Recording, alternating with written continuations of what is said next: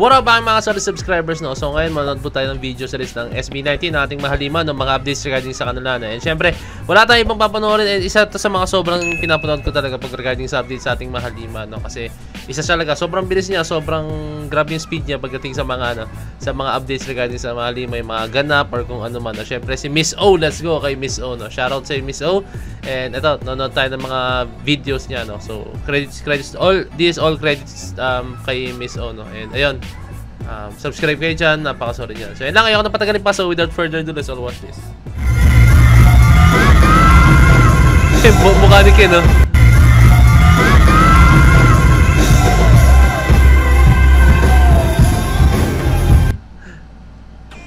Reaction ni Ken sa pagbirit ni Style kasama ni Regine Velasquez sa Ayala Avenue New Year's Eve Countdown to 2024.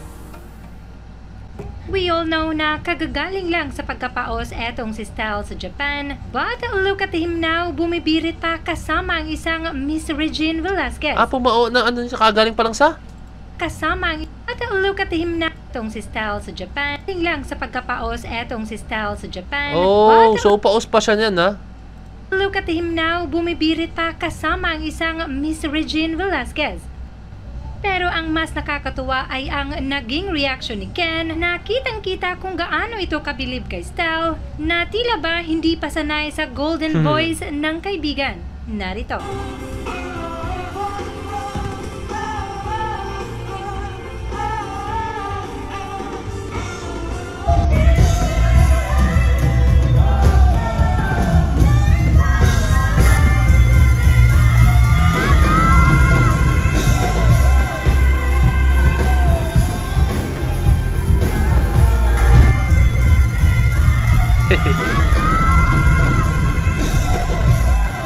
Magaling si Ken, no? Actually, look at that. Yan yung reaction ni Philip talaga towards kay Estelle na. Dito may kita talagang ano, yung respeto. Kumbaga dito kasi yung respeto, may kita yung respeto nila sa bawat isa, no? So, dito may kita mo yung respect ni Ken or yung syempre pag-appreciate ni Ken sa talento na meron si Stell, no? Kasi alam mo yun, pag halimbawa pataasan kayo ng pride, no? Even though ako, alam ko yan, based mo mga experience, no? Dumating ako sa point na ganyan, no? Like, yung hindi pa talaga ako matured sa larangan ng ginagawa ko, no? Like, kunyari, may isang tao na sobrang galing, kunyari, may kakilala ko, tapos sobrang galing, tapos parang ayokong ipakita na nabibilib ako, like, kunyari, meron dyan ang galing, tapos nag-backflip, parang ganyan lang ako. Parang hindi ako mabibilib. Pero ngayon, parang, uy, galing, grabe, galing, parang paganda ako, parang, so, doon kasi masabi pag matured na ang isang ang isang artist or performer. Hindi ko sinasabing matured ako, pero siguro masabi ko na ako, parang experience na ako talaga, no, as in. Aminad naman ako, experience na ako. Ikaw pa naman sumayaw na for almost 13 years, no. Sumasayaw na ako for almost 13 years na. And then talagang kaya ko nang ma-appreciate yung mga bagay, no. Like, hindi ko na kailangan maging ma-pride, hindi ko na kailangan maging conservative sa mga bagay-bagay, no. And ayan, dito mo makikita na sobrang na-appreciate ni Ken yung ginawa ni Stell, no? Kasi kapag halimbawa mga gusto niyang galingan si Stell, no, talaga yung tipong titingin na siya like wala siyang reaction, no? Pero na-appreciate niya, which is a good thing, a good sign talaga, no? Talagang yung respeto niya towards sa kanyang mga grupo or syempre in particular kay Stell, no, talagang andun talaga, no. Kaya ayun, shoutout sa iyo, Ken, and shoutout syempre sa buong SB19, no, kay Pab, kay Stell, kay Ja, and kay Josh, no. And ayun, alam natin na lahat sa kanila may ganitong klaseng attitude, no. Hindi na magtatagal ng SB19, hindi na magtatagal ng SB19 kung wala silang ganitong klaseng attitude, no. So, shoutout sa inyo, no, and I hope talaga na magtagal pa talaga SB19, no. Kasi hindi pa talaga sila napupunta sa pinaka point na talagang alam kung gusto nilang maabot, no. Wala pa sila doon, no. Kumbaga, sa dreams nila parang nasa ano pa lang sila, nasa 10% pa lang, no. O yun, parang ganun pa lang, ganun pa lang talaga as in. Para sa akin nasa 10% pa lang, no. Para sa kanila, no. Pero kung ako, from my own point of view, kung ako nasa kalagayan nila, parang wow, parang eto na yung pinaka gusto ko mangyari international, no. Pero sa kanila talagang hindi sila na kontento, no. Gusto mo na talagang makapag-achieve ng mas mataas na achievements or pangarap talaga. Talagang marami silang pangarap, no. Kaya hindi sila sumusuko, no. Kaya pansinin niyo, every release nila talaga nag-a-upgrade, no. Nag-a-upgrade talaga yung piyesa nila, yung kanta nila, nag-a-upgrade talaga, no. Hindi sila yung tanaway na nagre-release sila tapos parang okay, yun na yun. Tapos parang ganun din yung ginawa nila dati, parang ganun din yung vibe ng kanta nila, eh. Hindi, iba-iba talaga. As in, iba-iba talaga. Yung Gento, tingnan nyo yung Gento, di ba?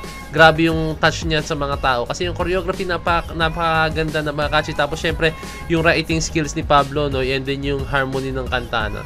And, ang dami, napakadami ng kanta talaga. Tapos, yung mapa, grabe, no? Hindi mo isipin na nakakagawa sila ng ganong kagandang kanta, no? Ayun, talaga nagde-level up po talaga sila. So, expect natin, pag nag-release pa ng mga bagong kanta tong SB19, no? Talagang, I'm very, very, very sure talaga na may higitan nila kung ano pa yung mga ginagawa nila before, no? Pero, sabi ko sa inyo, alam niyo yan, sa mga solid subscriber ko, Go Up will always be my #1 favorite song, no? Taylor Shish. Oh my God! Taylor Shish, famous drag queen, gets kilig over Ken and SB19. Filipino drag queen Taylor Shish has made international headlines by transforming herself as Taylor Swift and dancing and lip-syncing to her songs in a mall event attended by an estimate of 10,000 people. Yes, she is indeed gaining popularity in the international and social media. Pero heto, certified 18 pala si Taylor Shish and her bias is Ken. Tuwang-tuwa at kilig na kilig nga ito ng personal na makilala si Ken at ang buong SB19. Ayon pa mismo sa kanya, humabol ito sa plot twist ng kanyang 2023. Narito. Hello! Hi, Josh! Hi, Ken! Oh my God!